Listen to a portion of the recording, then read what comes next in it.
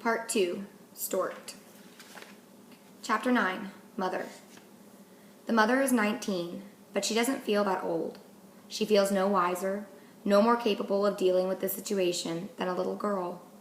When, she wonders, did she stop being a child? The law says it was when she turned 18, but the law doesn't know her. Still aching from the trauma of delivery, she holds her newborn close. It's just after dawn on a chilly morning. She moves now through the back alleys. Not a soul around. Dumpsters cast angular black shadows.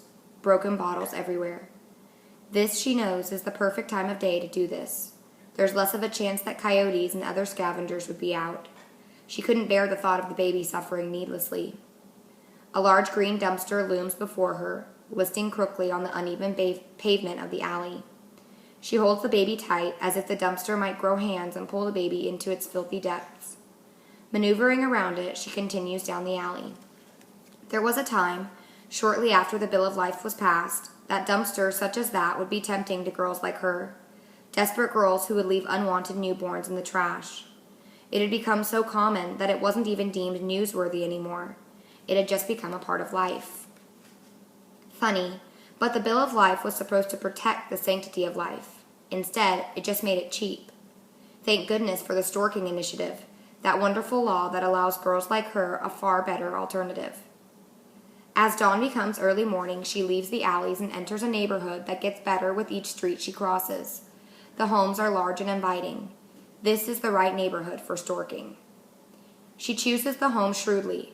The house she decides on isn't the largest, but it's not the smallest either. It has a very short walkway to the street, so she can get away quickly, and it's overgrown with trees, so no one either inside or out will be able to see her as she storks the newborn. She carefully approaches the front door. No lights are on in the home yet. That's good. There's a car in the driveway. Hopefully that means they're home. She gingerly climbs down the porch steps, careful not to make a sound, then kneels down, placing the sleeping baby on the welcome mat. There are 2 blankets wrapped around the baby, and a wool cap covers its head. She makes the blankets nice and tight. It's the only thing she learned to do as a mother.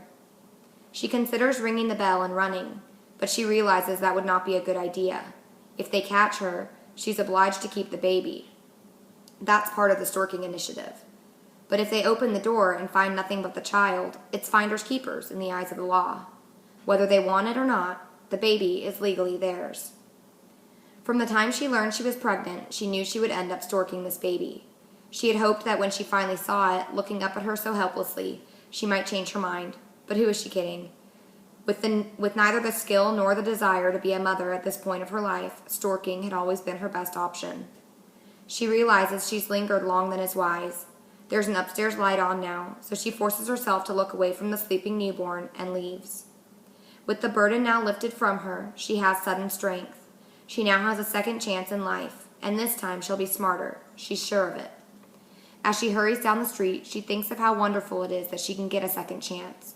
How wonderful it is that she can dismiss her responsibility so easily.